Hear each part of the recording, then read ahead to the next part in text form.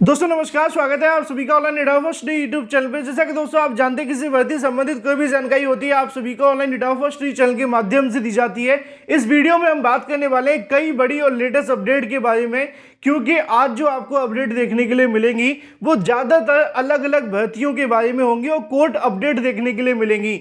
चाहे अगर बात की जाए यहाँ पे प्राइमरी शिक्षक भर्ती को लेकर, या फिर अगर बात की जाए सुप्रीम कोर्ट के बारे में, या फिर अगर बात की जाए यूपीएससी को लेकर कोर्ट ऑर्डर के बारे में, एक एक करके सारी अपडेट हम कवर करते हैं। चलिए दोस्तों वीडियो शुरू करते हैं।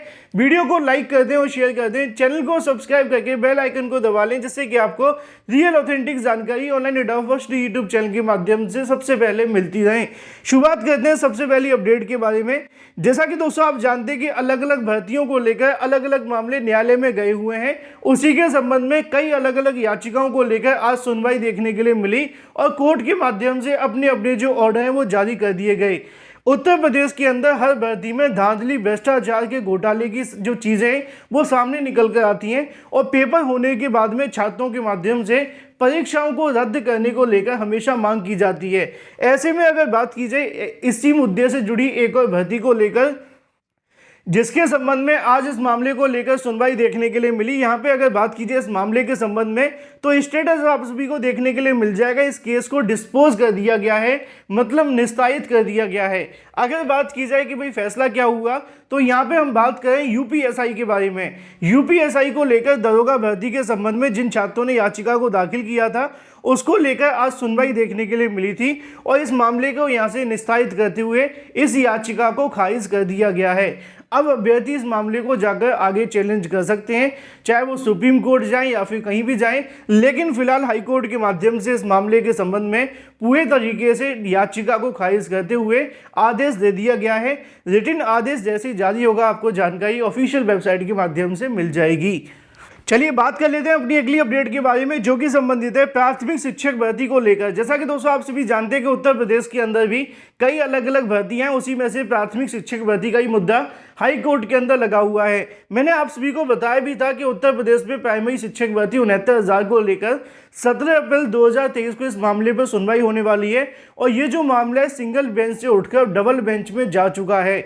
इस मामले को लेकर जब आप सुनवाई देखने के लिए मिली तो सुनवाई के बाद का जो ऑर्डर है वो भी जारी कर दिया गया और यहाँ पे आप सभी के सामने उस ऑर्डर को लेकर जानकारी देखने के लिए मिल जाएगी।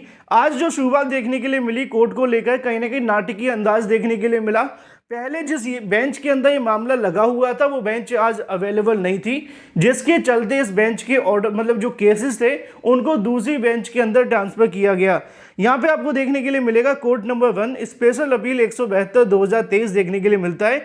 याचिकाकर्ता की बात की जाए तो महेंद्र पाल बनाम अदर्स आप सभी के सामने है, जिसके संबंध में यहाँ पे रेस्पोंडेंट जो सरकार है स्टेट ऑफ यूपी, इसके अलावा जो भी यहाँ पे अधिकारी हैं और SCRT यूपी, इन तमाम को यहाँ पार्टी बनाते हुए मुद्दा रखा गया, जैसा कि आपको नीचे देखने के लिए मिलेगा। यहाँ पे जजेस के नाम आप सभी के लिए काफ़ी महत्वपूर्ण है। लिखा हुआ है ऑनरेबल ओम प्रकाश शुक्ला जी। जो ओम प्रकाश शुक्ला जी हैं उन्हीं के माध्यम से सिंगल बेंच का ऑर्डर दिया गया था और जब कोई ऑर्डर सिंगल बेंच के माध्यम से जिस जज की तरफ से दिया जाता है और मामला डबल बेंच में जाता है तो सेम जज उस ऑर्डर पर सुनवाई नहीं कर सकता है, क्योंकि उन्होंने पहले से अपना फैसला दे चुके हैं। तो दोबारा से इस मामले को वो नहीं सुनेंगे। न्याय के अंदर इस पूरे मामले को लेकर अगर बात की जाए तो ऐसा आदेश है कि जो जज पहले सिंगल बेंच में जो इस मामले को लेकर सुन चुके हैं तो वो दोबारा से इस मामले को नहीं सुन सकते हैं।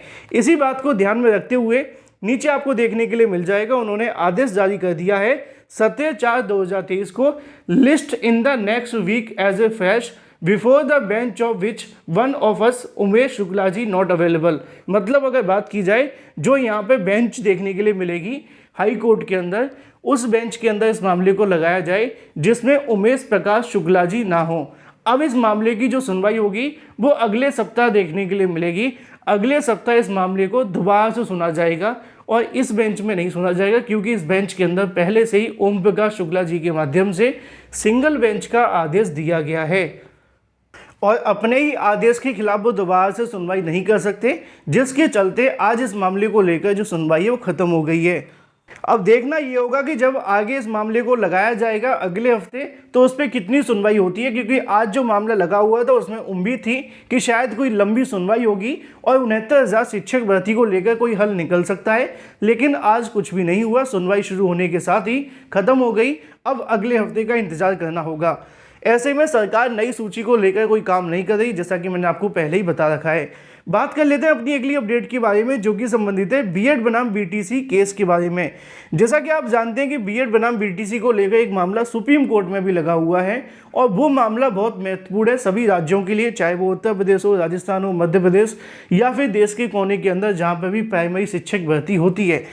बीएड बनाम बीटीसी केस को लेकर आप जानते हैं कि जब सुनवाई देखने के लिए मिली थी तो यहाँ पे 20 तारीख को आपके रिटन सबमिशन दिए गए थे जनवरी के अंदर। धीरे धीरे करके 20 अप्रैल आ चुका है और ऐसी एक गाइडलाइन जारी की गई थी कि 90 दिनों के अंदर ऑर्डर जारी किए जाएं। कुछ लोगों को लगता है कि 90 दिनों के अंदर ऑर्डर आ ही जाएगा, ऐसी कोई बाध्यता नहीं है। कोर्ट के पास इस प्रकार का कोई भी आदेश नहीं है कि वो 90 दिनों के अंदर ही आदेश दें। अगर वो चाहें तो इस मामले को 60 दिन या फिर 10 दिन या फिर अगर बात की जाए 180 दिन या इससे ज़्यादा दिन तक भी ऑर्डर को रिजर्व रख सकते हैं। लेकिन सुप्रीम कोर्ट के एक जजेस के माध्यम से कहा गया था कि सुप्रीम कोर्ट हो या फिर हाई कोर्ट कोशिश करनी चाहिए किसी भी मामले को लेकर 90 दिनों के अंदर जो ऑर्डर है वो जारी कर दिया जाए। इसी के संबंध में 2 जानकारियां मैं आपको देता हूं। पहली जानकारी तो आपको वही देखने के लिए मिलती है कि सुप्रीम कोर्ट फैसले को लेकर 90 दिन की बाध्यता वाला कोई भी कंसेप्ट नहीं है। बस कोशिश की जाती है कि इतने दिनों के अंदर ऑर्डर दे दिया जाए और आमतौर पर ऑर्डर आ भी जाते हैं। फैसला कितने दिन भी रिजर्व रख सकते हैं, ये जजेस के हाथ में है।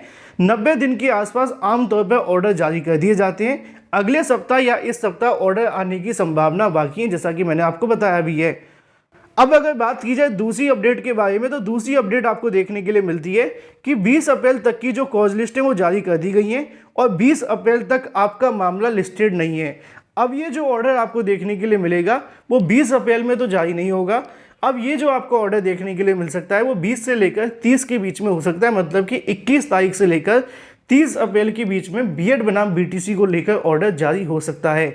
तो ऐसे में जो अभ्यर्थी इंतजार कर रहे हैं कि बीएड बनाम बीटीसी ऑर्डर जल्द जारी हो जाए, उनको कहीं ना कहीं छात्रों को निराशा है। लेकिन जैसा कि आप जानते हैं कि सुप्रीम कोर्ट के हाथ में सब कुछ है, अब अभ्यर्थी कुछ कर नहीं सकते हैं, तो अब आपको सिर्फ इंतजार ही करना होगा। तो बीएड बनाम बीटीसी को लेकर जो संभावना थी कि 20 अप्रैल तक ऑर्डर जारी हो जाएगा, अब वो पूरे तरीके से ख़त्म हो गई है, क्योंकि 20 तारीख की कॉज लिस्ट यहाँ से जारी हो चुकी है।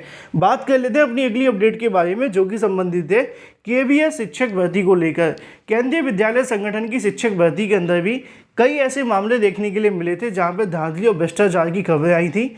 इसी के संबंध में जानकारी भी देखने के लिए मिली है कि केवीएस भर्ती के रिजल्ट में देरी का सबसे बड़ा कारण है केंद्रीय विद्यालय संगठन की ओर से भर्ती को लेकर अभी कहीं ना कहीं तैयारी नहीं की गई है, क्योंकि इसमें कहीं ना कहीं काफ़ी बड़ी मात्रा में धांधली और भ्रष्टाचार देखने के लिए मिला है, जिसके संबंध में जांच भी की जा रही है। ऐसे में भर्ती में थोड़ा टाइम लग सकता है। अगर पुख्ता सबूत मिलते हैं तो ये भर्ती को रद्द किया जा सकता है, ऐसा देखने के लिए मिला है। लेकिन अगर बात की जाए नए सिरे से भर्ती एग्जाम आयोजित हो सकता है। इस मामले में गृह मंत्रालय इसके अलावा साइबर क्राइम की टीम के माध्यम से पेपर को लेकर जो भी सॉल्वर गैंग थे उनको निशाना बनाया जा रहा है और अधिकांश इस मामलों को लेकर जो जांच है वो लगातार जारी है। हालांकि आप जानते हैं कि अभी भर्ती रद्द होने को लेकर कोई अपडेट नहीं है, लेकिन अगर ऐसा होता है तो पूरी भर्ती परीक्षा को रद्द करना पड़ सकता है या फिर उस सेंटर की परीक्षा को। फिलहाल इस वीडियो के माध्यम से इतना ही। Thank you for watching this video.